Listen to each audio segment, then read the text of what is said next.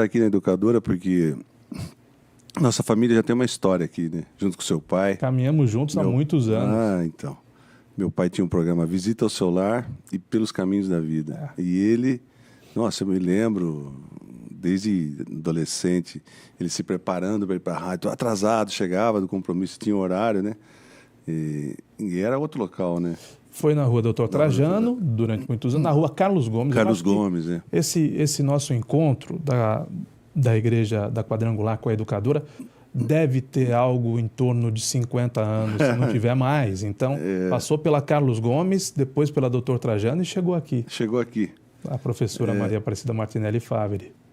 Então, é uma alegria. Meu pai era muito grato ao seu pai, porque fez uma história ali, né, com esse programa Visita ao Seu Lar Pelos Caminhos da Vida.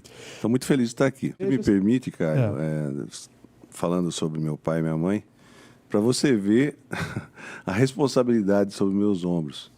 Minha mãe, muitos conhecem, muito eloquente, está muito bem de saúde, está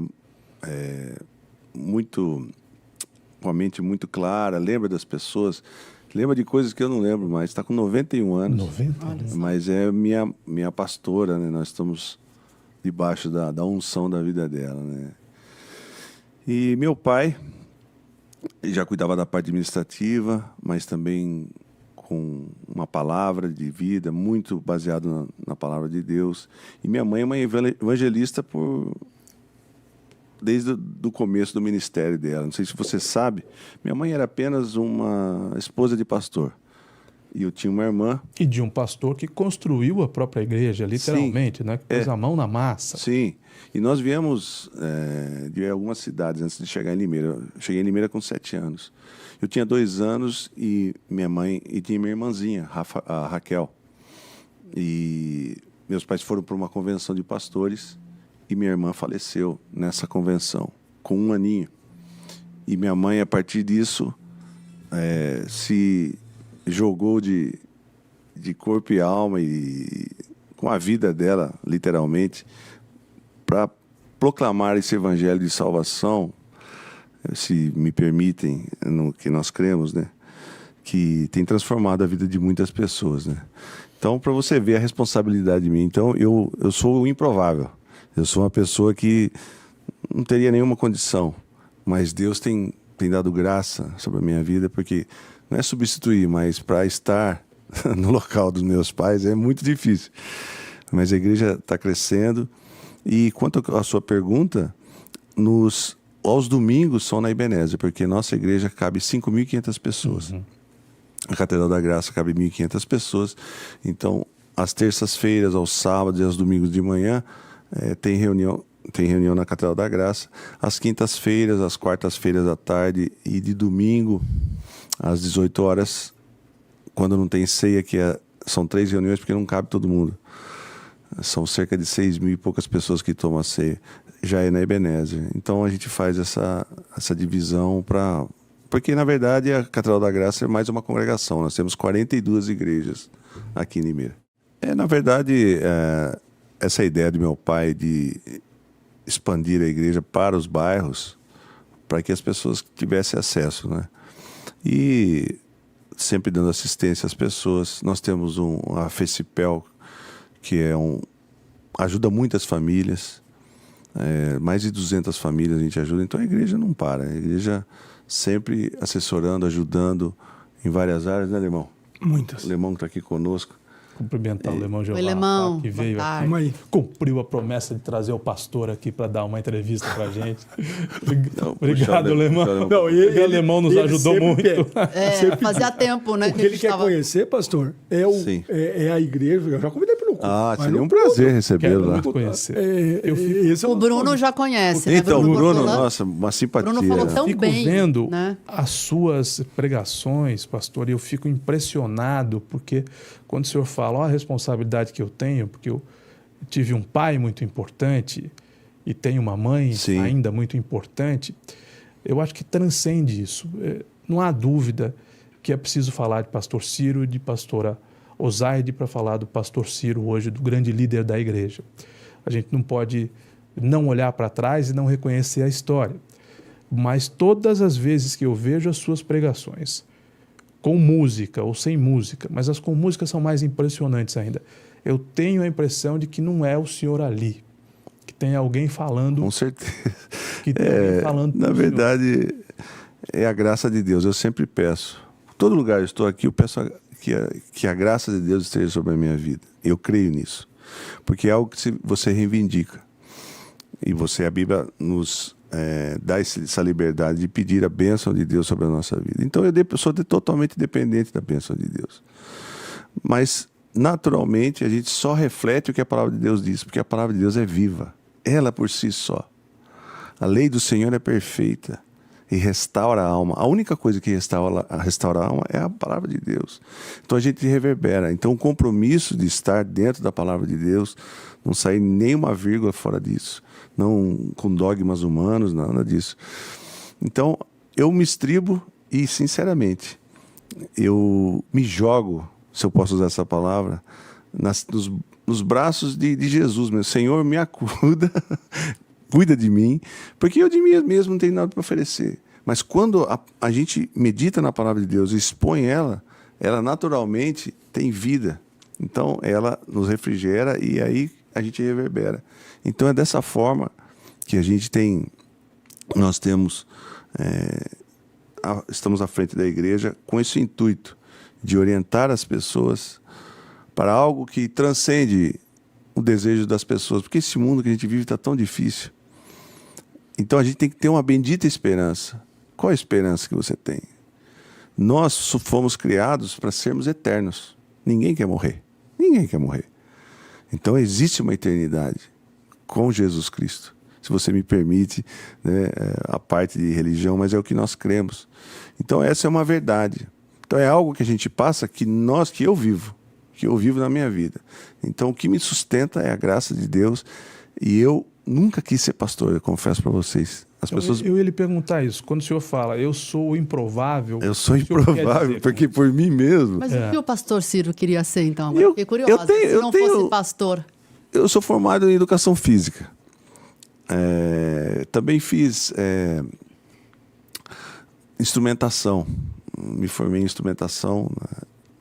Mas eu tinha um gatilho negativo, porque eu vivi com meus pais esse tempo e é difícil ser pastor. Você estar à frente de uma igreja não é só pregar, então tem várias coisas, né? Você cuida das pessoas, então passamos por muitas dificuldades. Meus pais foram guerreiros e fizeram tudo isso, eu só apenas estou dando continuidade, mas eles que desbravaram.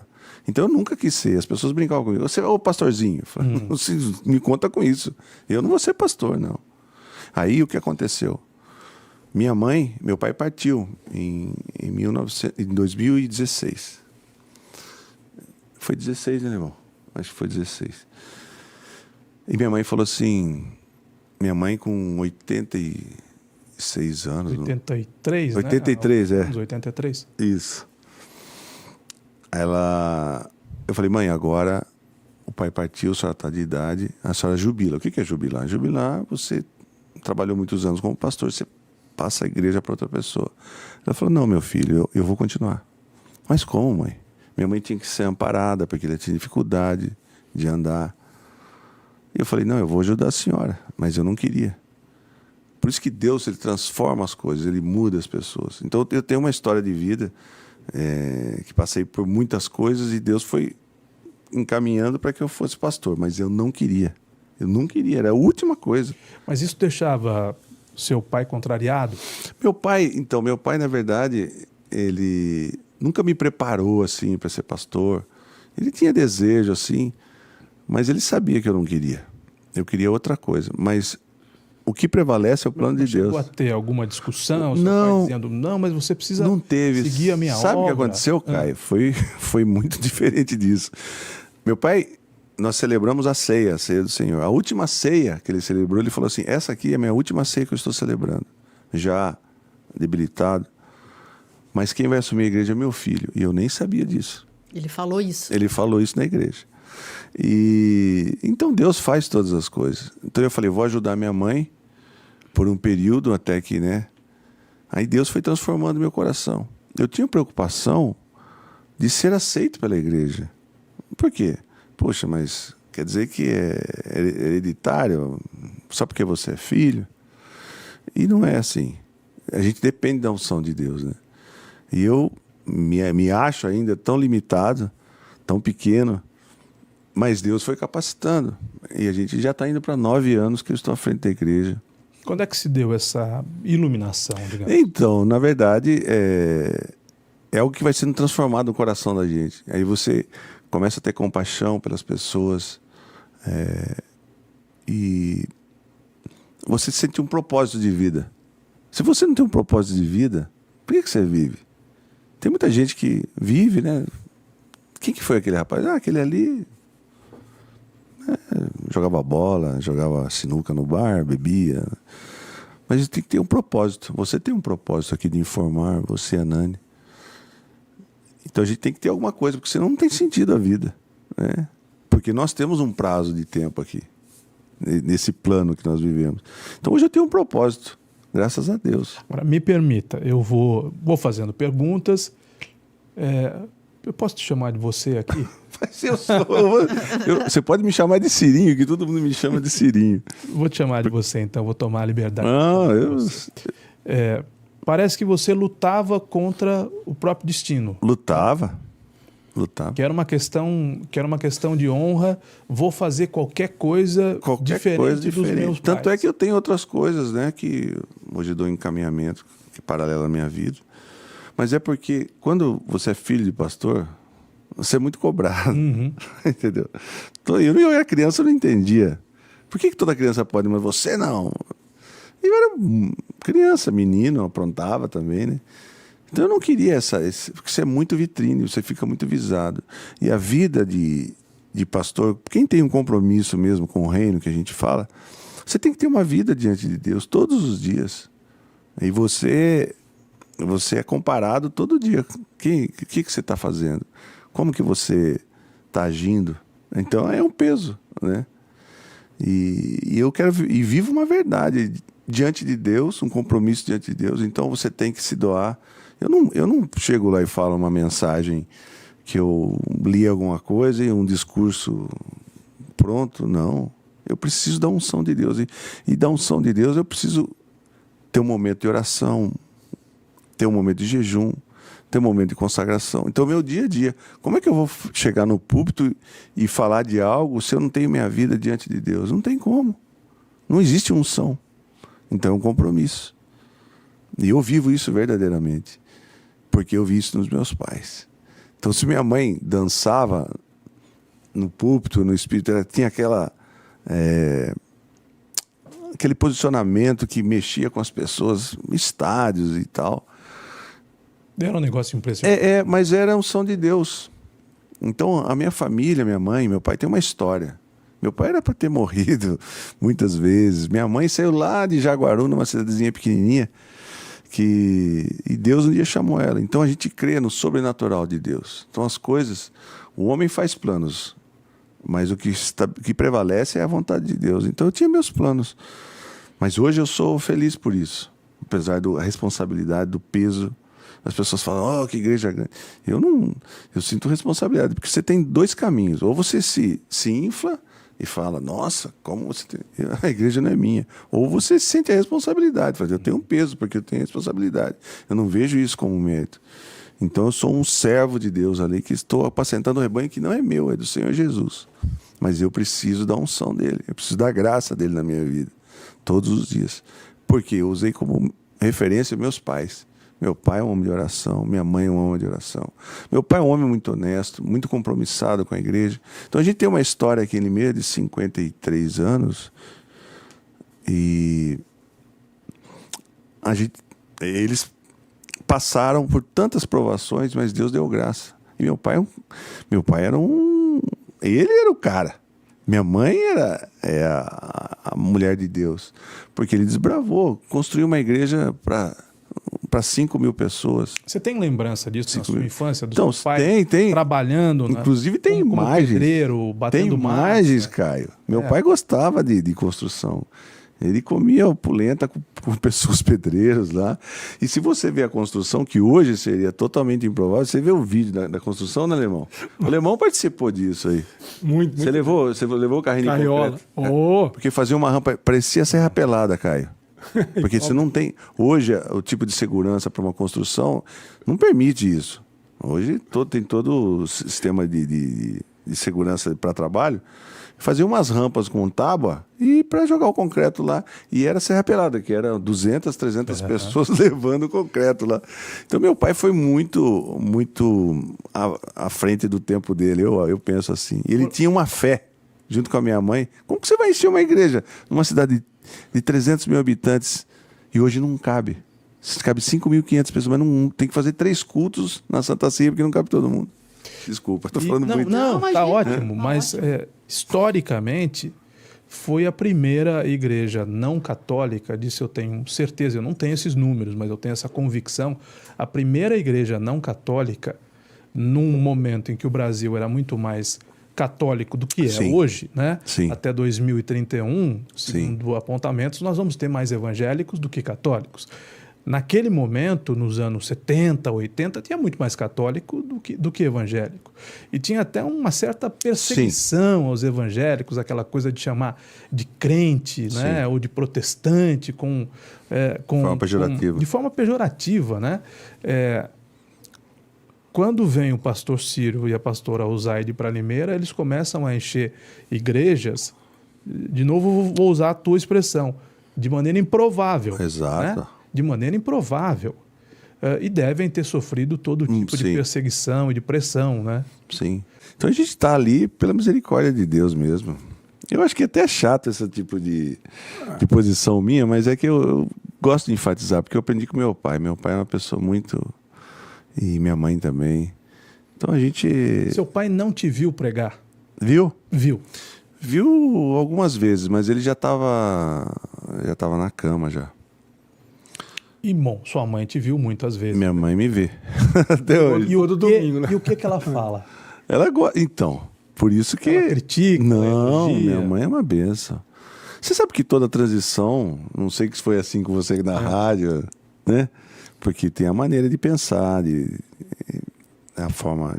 Por isso que eu creio na multiforme graça de Deus. Deus tem graças diferentes para pessoas que têm perfis diferentes, né? Então, eu mudei algumas coisas na igreja, mas ela me apoia muito. Nossa, minha mãe é uma benção. Pastor Ciro, e qual é a sua rotina? Porque, vou chamar de você. Como é que tá a audiência aí, né? Tá indo bem. Tá indo bem. Será que o povo da igreja está... Muita gente mandando alôs aqui também. Porque a gente vai falar da parte religiosa, mas as pessoas têm muita curiosidade, né? Você citou que precisa se preparar... né, durante o dia. Então, você acorda e faz o quê? Qual é a sua primeira rotina? Acorda muito cedo? Não, eu acordo não muito cedo. Eu acordo às 8 da manhã e vou para o escritório da igreja. E lá a gente tem muitas coisas para tem uma papelada lá para resolver. Porque por suas outras igrejas tem o Conselho Estadual, o Conselho Nacional, e coisas que surgem no dia a dia, né? E também tem minhas coisas pessoais. Sim. Mas dia de culto eu me preparo. Então, mas aí você fica sozinho? Fico sozinho, fico em jejum, em oração. Eu preciso fazer uma mensagem. Eu não chego lá e falo assim, agora acho que Deus vai falar comigo agora. Não, eu preciso ter uma exposição da palavra de Deus. Eu preciso meditar na palavra de Deus. E Deus precisa falar primeiramente comigo, né? Para que depois... Tem dia que não vem essa inspiração? Sim. Acontece. Puxa vida, pensa o que é ser pastor. Só que na hora que você precisa, Deus vem com a palavra. Entendeu? Então a preocupação minha, primordial, é de um alimento. Então essa pessoa, alimento que eu digo espiritual. Porque a palavra de Deus, ela tem poder para suprir a necessidade, porque o vazio que tem nas pessoas, você pode buscar em tudo aqui na vida. Valores, carros, coisas, bens materiais. Mas o que preenche é a presença de Deus, é a unção de Deus. Então você tem que vir com uma palavra impactante. Porque a palavra de Deus, ela divide ossos e medulas. Então ela vai diretamente. E às vezes a gente fala uma mensagem e fala, puxa, eu falei nesse sentido, mas o Espírito Santo, ele entra na sua necessidade e vai e confronta o que você está vivendo e traz uma palavra de vida. Então, é nesse sentido. Eu me preparo, mas sempre me estribando a misericórdia de Deus. Mas e quando você não está bem? Porque as pessoas procuram as suas palavras para curar as suas feridas, para ter calma, para ter um alento. E quando o pastor está Você triste, sabe que... porque isso acontece. Puxa, eu sou... Está triste, está ansioso, está impaciente. Susceptível, sou vulnerável. Né? Sim. E eu, né, como todo mundo... Porque as pessoas mitificam, né? Pastor, eu sou sujeito. Mas por isso que ele chama os seus escolhidos, né? Mas a gente tem que ter um compromisso. Então existem palavras pesadas para quem... Porque às vezes você sente e fala, puxa, eu acho que eu vou continuar como pastor, difícil, meu Deus do céu, coisa pesada. Meus pais já lutaram tanto. Mas existe um texto bíblico que diz que aquele que pega o arado e olha para trás, que deixa de fazer a obra, ele não é digno do meu reino. Eu falei, Jesus amado, eu não quero isso para mim. Porque eu creio muito numa vida eterna com Jesus Cristo, né? Aliás, a gente está aguardando a volta dele. Então tem momentos que você sobe no púlpito totalmente arrasado, porque você não sabe o que você está vivendo. Arrasado por quê? Mas como assim? Porque grandes homens da Bíblia também tiveram arrasados. Elias pediu a morte. Quem foi Elias? Elias foi um cara que falou, vem fogo do céu. E veio fogo do céu, e o povo reconheceu, só o Senhor é Deus. As pessoas iam lá para pegar ele, vem fogo do céu, destrói esse batalhão aí. Um homem de Deus, um homem que mandava parar de chover. E, no entanto, depois dele ter feito esse grande evento usado por Deus, porque colocou, não sei se você sabe da história, colocou os sacerdotes de Baal, fizeram um altar, e ele fez um altar. Ele falou, vamos ver o Deus que é vivo. O Deus que consumir com fogo, esse é o verdadeiro Deus. E o povo de Israel só olhando.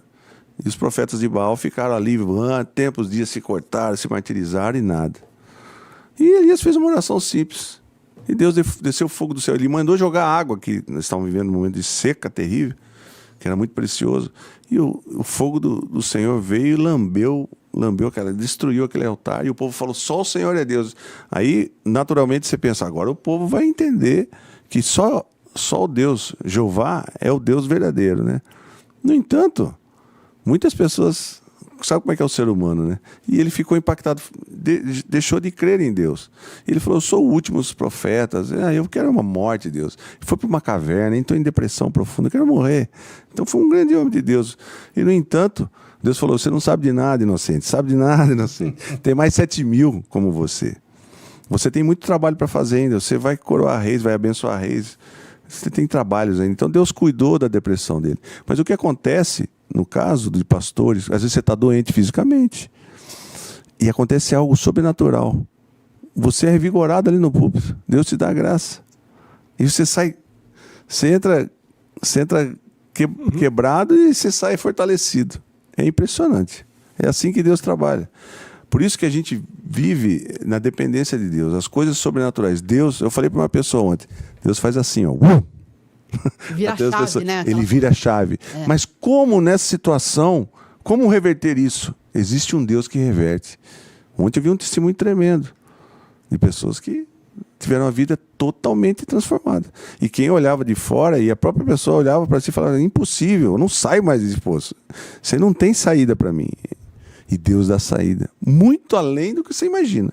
Que é o caso da minha vida. Eu olhava para mim e falava, poxa, com 61 anos, que eu vou fazer agora dia 17 de dezembro. Nossa, não imagino. Vou fazer 61 anos. Como estaria a minha vida?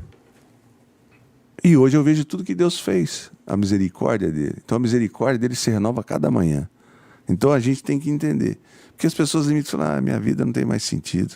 Daqui para frente só é derrota. Não, Deus tem coisas novas. Deus é um Deus de coisas novas. Então eu falo com conhecimento empírico, que minha vida era uma vida totalmente diferente. Mas quando a gente coloca a nossa vida nas mãos de Deus, e não estou falando de religião, não, estou falando de Jesus, há uma transformação. Então tem muita gente que limita, fala, quer saber, a vida, azar, para mim acabou, deixa a vida me levar, a vida leva eu. Não, Deus tem coisas novas. Sempre. O que tem para 2025? Qual o propósito que você tem? Qual o planejamento que você tem? Será que Deus pode fazer algo novo na sua vida? Ou sempre vai ser a mesmice de sempre? Minha família é destruída, eu vivo uma vida depressiva, eu não tenho sentido para viver, por isso que eu bebo, por isso que... Não, existe algo. Por isso que eu falo, desculpa, parece que eu estou pregando, mas é algo que eu vivo mesmo. Algo que é uma vida. Porque Jesus traz vida, mas não uma vida comum, uma vida em abundância. Você tem uma expectativa de vida. Então, se eu enumerar tudo que Deus fez em 2024 para mim, Deus tem tantas bênçãos, tantas misericórdias para a igreja. Nossa igreja está crescendo. Isso faz 9 anos. Minha mãe vai sair, minha mãe não vai estar muito à frente, meu pai faleceu. A igreja, como é que vai ser? E Deus sustentando. Educadora.